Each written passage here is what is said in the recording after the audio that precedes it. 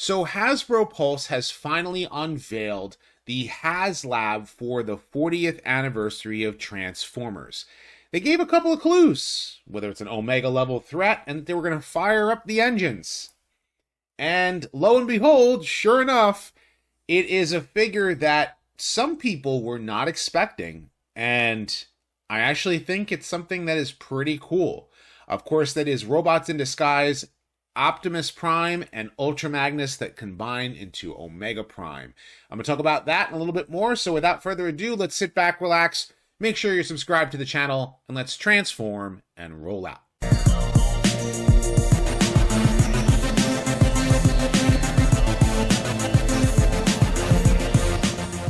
So I want to thank each and every one of you who has continued to be subscribed to the channel and watch my videos, and be sure to check out my retrospectives. I just did a video on Shadow Striker as well as Perceptor and Brawn. I have more retrospectives coming.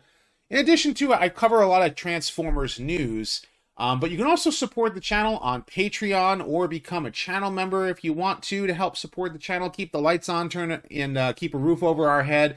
But I also have a TeePublic store, which you can see, and I have like designs like this one, like my Kickin' It Old School t-shirt, or I have these Seekers here done with the Top Gun logo, or, you know, anything from RodimusPrimal logo and a 25 cents insert to play. So be sure to check those out as well. The links are in the description.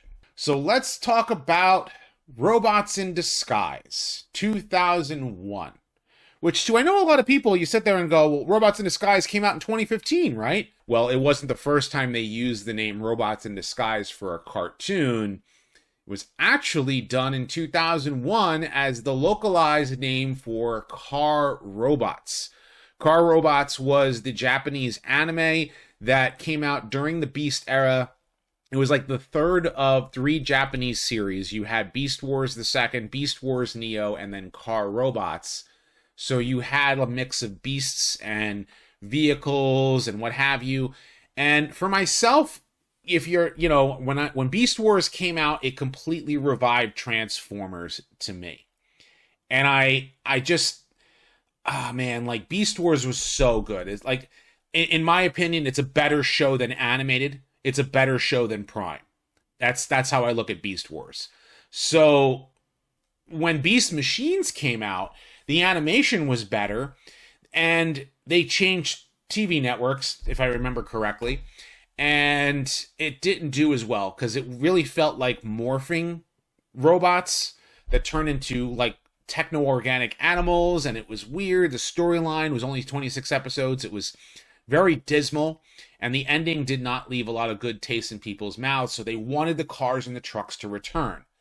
So before Armada came out, Hasbro decided to import Car Robots and have it dubbed as Robots in Disguise and release it with all of the toys for that toy line. And they had an Optimus Prime that turned into a fire truck. They had an Ultra Magnus that was still a car carrier that couldn't combine with him. And they actually named the villainous Gigatron as Megatron and Galvatron, of course, to keep the name trademarks going. And that one was a multi-changing Transformer. And they've already done, in the Velocitron set, they took the Laser Prime and they redid that as Scourge, or it was Black Convoy, the very first US version of Nemesis Prime. We all know, if you see my Nemesis Prime retrospective, you'd know that was actually the second one, because the first copy Convoy / Black Convoy was the Leo Prime character. But this series was different. Like, having the Autobots actually disguise themselves as real-life vehicles and, like, pretending to be those vehicles in real life. So they actually used Optimus Prime as a fire truck, and he would just, like, leave, leave the firehouse to go be Optimus Prime and save the world, which was very different. Very, very different as far as the show was concerned. So they took the theming of that as Robots in Disguise, literally. Anyhow, it was cool because cars and trucks were back. And that's what a lot of people really wanted. The show sold very well. I remember when when that Optimus Prime toy came out, it sold like hotcakes. Every time we got it in, it sold out like hotcakes, because I used to work at Toys R Us at the time. And we would get phone calls every day. Is Optimus Prime in? Can you hold it for me? My son really wants it. And, so they would come in. The kid was so happy to get their Optimus Prime toy. And you needed Ultra Magnus in order to be able to make Omega Prime. So you had to buy both figures. And they sold out like hotcakes. I mean, it's just that we couldn't keep them in stock. And it was a very well selling, show. Even with all the nostalgia boom at the time, everything from like a year, I think like two years later, like He-Man came out and Ninja Turtles came out, restoring those brand properties. But this really helped Transformers get back on the map again. Because, I mean, Beast Wars was doing really well and Beast Machines was like on rocky territory, but Robots in Disguise just kept it going in such a positive manner. Now, I've talked a lot about the series itself, but I want, as I have the prototype sitting here in front of me, because I actually want to talk about the fact that they decided to do this for Haslab for the 40th anniversary of Transformers, which I don't think is a bad thing. Now, this is specifically for Haslab. They're going to be selling it for $249 for the 2001 Robots in Disguise, which, by the way, this show is not on Hasbro Pulse's website. It's never been released in the US on DVD. And so I wonder if Hasbro does have the rights to this show again, that they can actually go back and, release it wherever they need to. Again, they are doing it with the power of a Prime for kicking off the 40th anniversary with 2001's Omega Prime. So this is what he's going to look like fully combined. And this is what the colored render looks like specifically. Looks very, very, very cool. In fact, it's a lot more posable than the original toy was, because if you're familiar with that original toy, the parts had to go someplace, and it was a little bit of a mess, playing with it. You'd had to, because it had like missile launchers and it had laser sound effects and it had a whole bunch of cool stuff built into the original toy, but here they're going for the posability, which I think is a great thing. And, you have 3 different robots that combine into one. You have an Ultra Magnus, you have an Optimus Prime, and you have this third bot called Blue Bolts. Now, who is Blue Bolts? That is Ultra Magnus's gun. They decided to turn it into a weaponizer.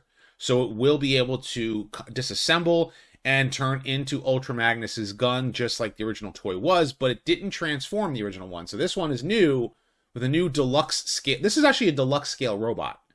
So first you have Optimus Prime in robot mode without the armor, because if you don't know how the original Optimus, this Optimus transformed, the fire engine would come in, the front section would come off, it would turn into this Optimus, and the rest of it would either transform into like a battle station or would turn into his super mode. So this was just very, very cool for anybody who was buying the toys at the time.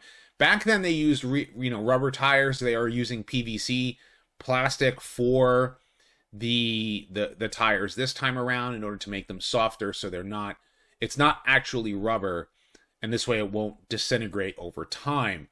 And of course, he's leader of the Autobots, as he was.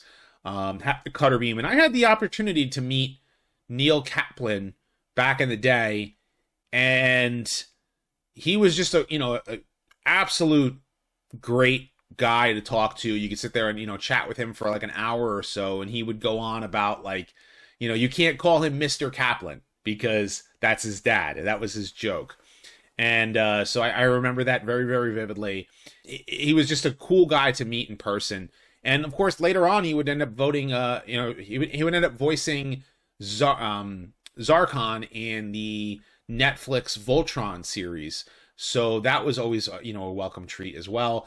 Parts of the parts of the back of the fire engine will actually be able to detach just like it could in the original show, and be able to go on top of Optimus's shoulders in order to create like the missile launchers that he had. I hope he still has his weapon.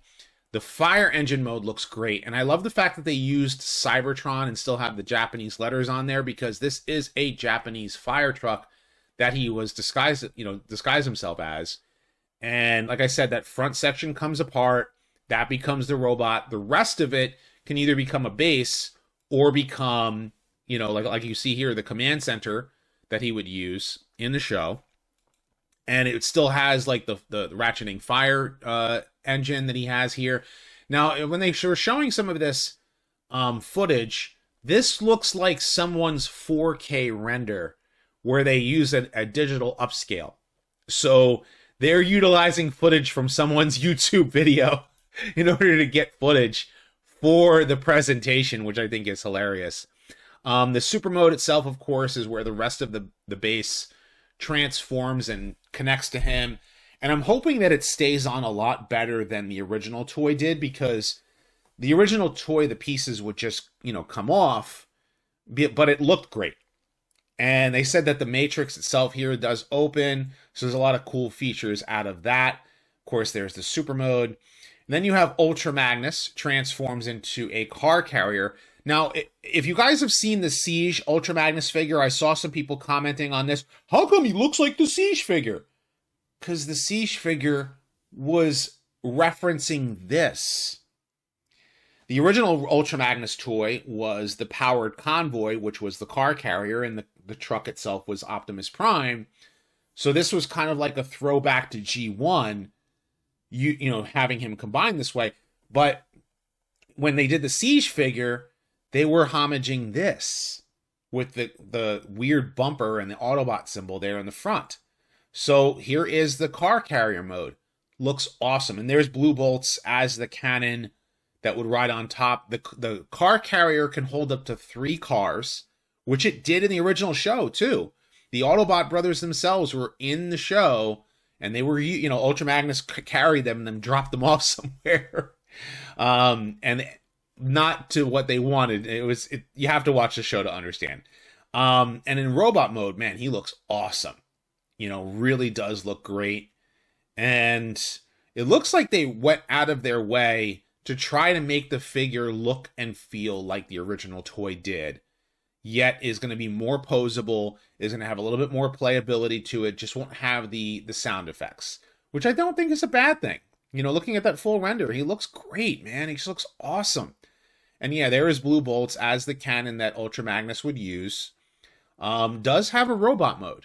Very, very different than I was anticipating. I just figured they were just going to do that cannon something like just have it be as it is. But actually making it a weaponizer, I think, is a very smart move. It's a deluxe scale figure. So you're getting that as a weaponizer. So, and they are going to do the handshake transformation, which is that's what they did. Like, they shook hands and then they would transform to combine. And it was just so cool to see and happen on screen to become Omega Prime. Just looks awesome. Just really does look fantastic. So they said they need 10,000 backers by March 14th. And the first tier will be 13,000 backers for a Matrix sword, which he did use in the show. A very, very large blade. Very, very large. Very cool. 2 display stands at 16,000 backers will allow you to be able to display both robots separately, or it combines into like a roadway for both vehicles, which is also great too, depending upon how you want to display it. And for their heights, this is basically 2 commander class figures. Now, that's where I've seen some complaints and people saying, hey, it should be cheaper than that. And I get it. I totally get it. It's expensive. Right now, inflation is at its highest that it's ever been, and Hasbro has been increasing their prices to match inflation, among other things. So I understand people's gripe about that, but the reality is that at their current price points, they would be 2 commander class figures and a sold separately deluxe. So you'd have to take up 2 commander class slots in one of the legacy lines in order to be able to release this toy.